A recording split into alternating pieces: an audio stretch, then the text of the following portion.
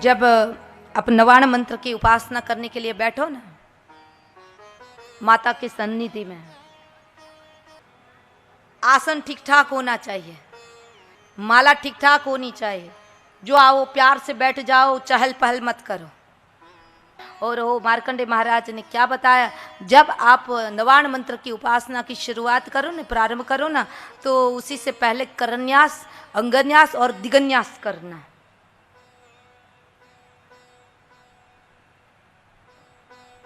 करन्यास कर एटले अंगुली, जो हाथ दिखता है मेरा आपको सबको, हाथ से हम ऐसी तरह करते हैं ना, तो ये अंगुली अभी मैं सबको सिखाती हूँ। अंगन्यास उसको कहते हैं। और अंगन्यास दिशाओं भी, दसों दिशाओं में माँ प्रकट होकर हमको आशीर्वाद प्रदान करें, इसलिए दिगन्यास करना होता है। और ये सारा का सारा हो जाए, बाद में देखो हमारा भारतीय ऋषि विज्ञान, ये सारा का सारा हो जाने के बाद मार्कंडे महाराज ने बताया, अरे कि देखो देखो मेरी माता का अब ध्यान करो। ध्यान करते करते बाद में माला हाथ में, माता रानी के सामने हाथ में जल लेना।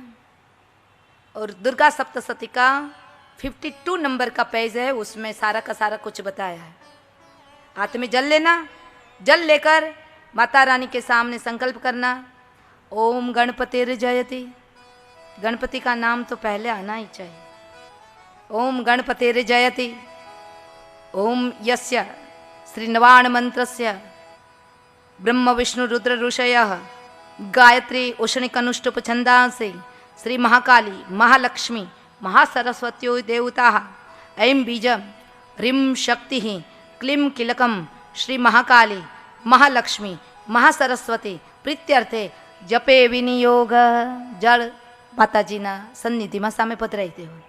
આપણે સંકલ્પ કર્યો, संकल्प के बिना कोई भी सनातन धर्म में कोई कार्य संपन्न होता ही नहीं। रोज की आप 5 माला करो ना आपके इष्ट देव का, तो भी हाथ में जल लेकर संकल्प करना चाहिए। मेरे गुरु महाराज ने सिखाया है मेरे को।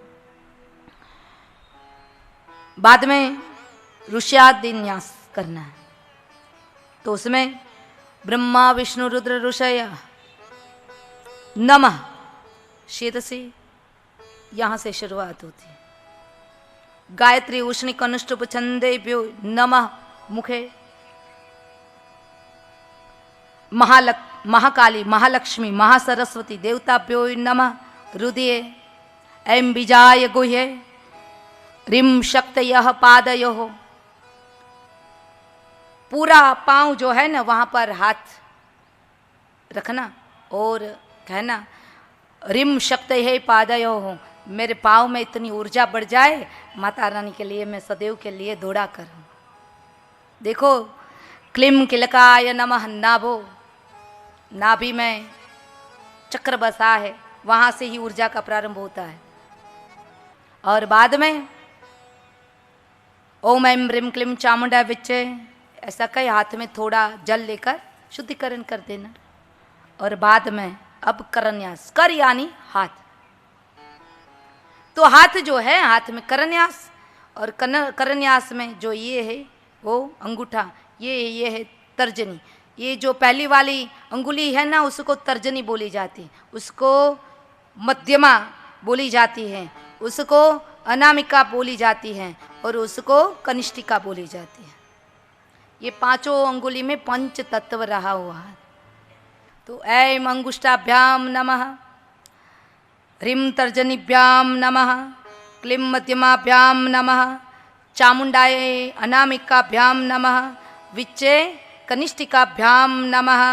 ओम ऐं ह्रीं क्लीं चामुंडाय करतल पृष्ठाभ्याम नमः। ये रीतना। और उसके बाद क्या करना चाहिए, तो कि हृदयन्यास करना चाहिए कि हृदय में मेरी माँ बैठी है।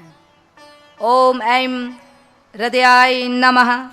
उसके बाद ओम ह्रीं शिरसे स्वाहा। ओम क्लीं शिखाय, क्लीं शिखा यहाँ होती है। ओम क्लीं शिखाय वषट। ओम ऐं ह्रीं क्लीं चामुंडाय, ओम ऐं ह्रीं क्लीं चामुंडाय कवचाय होम।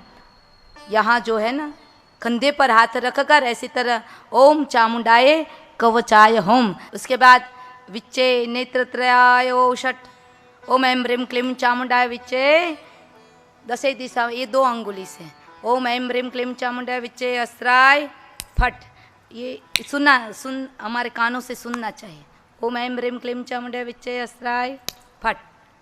और उसके बाद अक्षरन्यास, मेरे मार्कंडे महाराज ने बताया, अक्षरन्यास जो हम बोलते हैं ना हर शब्द में, जिनको हम वर्णमाला कहते हैं। वर्णमाला कौन है? माँ गिरजा का स्वरूप है, संस्कृत वांग्मय में बताया। तो ओम ऐं नमः शिखायाम ह्रीं नमः दक्षिण नेत्रे, दक्षिणयाना दाया नेत्र।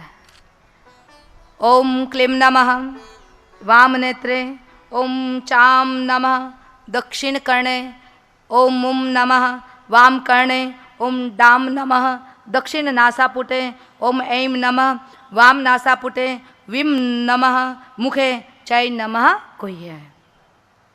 फिर से हाथ थोड़ा जल चम्मच थोड़ा डालकर हाथ धो देना। बाद में अब दिगन्यास, दिगन्यास यानी दिशा।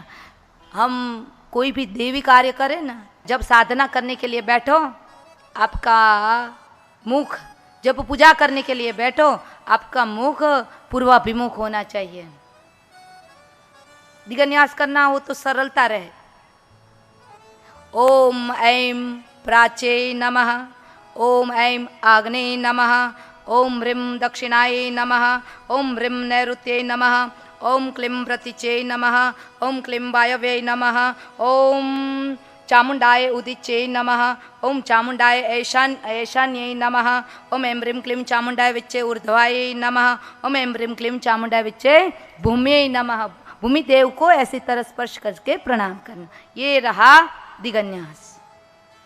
और सारा का सारा सब में जो हमारे हृदय में माँ बैठ गई, हमारी अंगुलियों में करन्यास किया तो हमारे हाथों में माँ बैठ गई, हमने पूरा अंगन्यास किया तो पूरा शरीर में माँ जगदम्बा मंत्र के रूप में विराजमान हो गई और सारी दिशाओं में माँ जगदम्बा विराजमान हो गई। और बाद में जब माँ अत्र तत्र और सर्वत्र विराजमान हो जाता है तब मन एकदम शुद्ध हो जाता है,